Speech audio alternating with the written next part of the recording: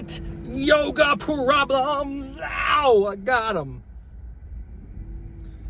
Got them today, my friends, boys and girls, ladies and gentlemen. It should be a musical, dude. Hot yoga problems, the musical.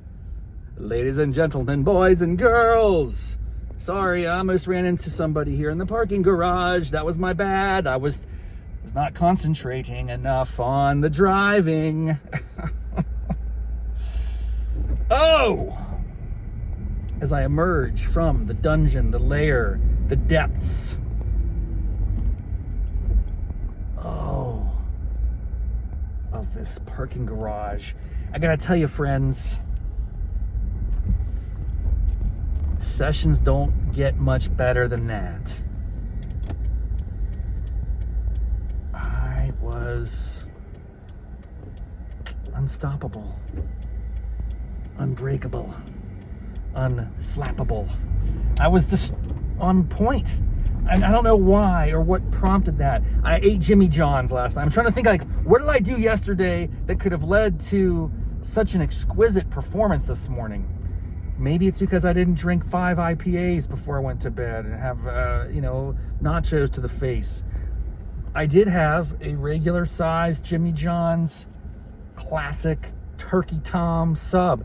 Is that the magic bullet that I should be housing one of those a night so that I'm going to have a good day the next day?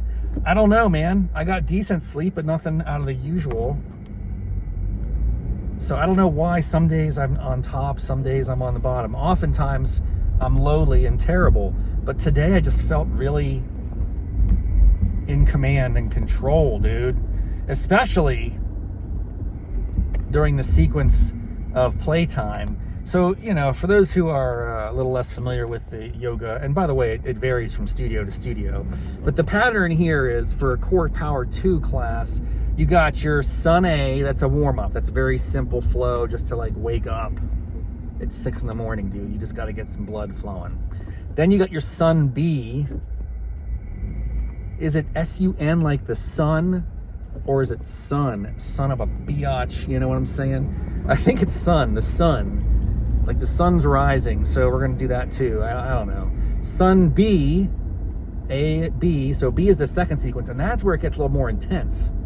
They call out the crazy poses, and on the third round of that, they'll always mix it up and do crazy stuff, crunches and other crap. All right, then you get your Sun A, you get your Sun B, then you get your core work. It is core power, so they want to throw in the core work.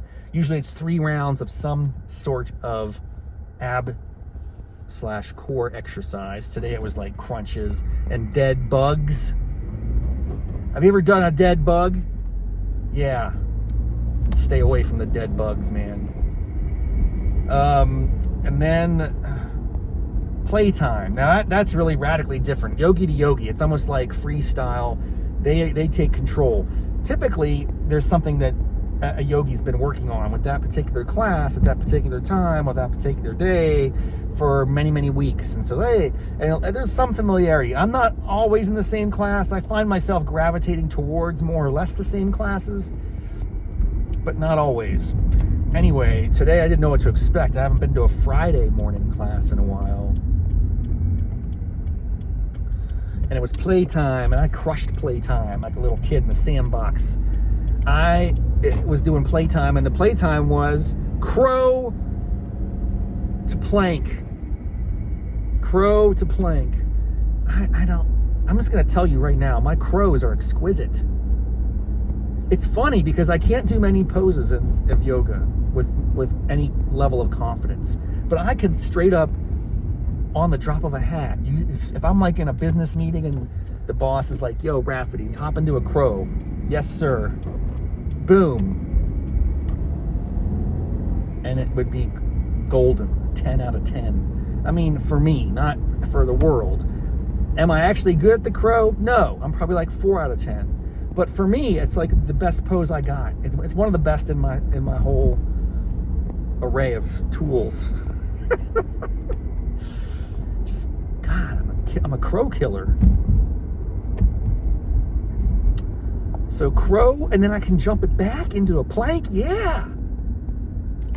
pop it back. Killing it, dude. And then what we didn't do today, which I really miss, which I'd like to do some more headstands and inversions. I'm a headstand maniac. I can crush the headstand any day of the week. It's always a good sensation. But crowed a tabletop headstand, full headstand, it's a good time, man. Anyway, playtime, I dominate today.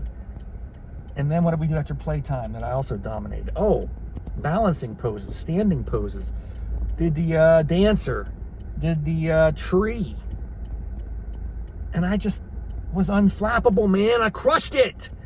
I feel great about today. Did I get a workout? Was it even hard? Yes. My mind was focused. My body was trembling. It was not an easy session by any stretch. I just felt like I was in command of the situation in a way that I typically don't. So I want to know, why is that? And how can I ignite? Is that the word? No. I want to recalibrate. No. I want to resurrect. No. I need to get it back. What's the word? English language is incredible. There's so many perfect words for perfect things you mean. What I'm talking about is I just had a great 1-hour hot yoga session. I dominated in many respects. Domination in terms of my subjective domination. Not on the scale of actual hot yoga greatness. But for Rob Raffety, that was about as good as it gets. And I want to know, how do I capture that spirit and energy and situation again? The synchronicity of my mind and my body and my breathing and my concentration. It's unparalleled. It happens maybe a couple times a year. What are the circumstances that enable that to exist? How do I bring more of that into my life so I can get more out of these hot yoga sessions in the future? That's what I need to know. I need to explore this. I need to study this. I need to be documenting my daily behaviors so I can look for patterns, man, and understand the trends, the things that I can do to set myself up. And I'll tell you, it was a surprise. It kind of came out of nowhere. Sometimes I wake up and I know I'm going to have a terrible class. It's like self-fulfilling prophecy. It's going to be brutal today. I'm in pain. I'm hungover, whatever it is. Like, I know I'm going to be in trouble, but I'm going to sweat it out and the hour will pass. Time will evolve. That's what happened. Time marches on. Time waits for no man. It's only going to continue and flow in one direction. So it will absolutely end. This is not a eternal state or condition of suffering and agony. So that's what I usually take stock in when I'm in a yoga class. Okay, this sucks, but it will end. And it's good to endure suffering to remind yourself of, what you got to focus on when you're happy. I don't know, something like that.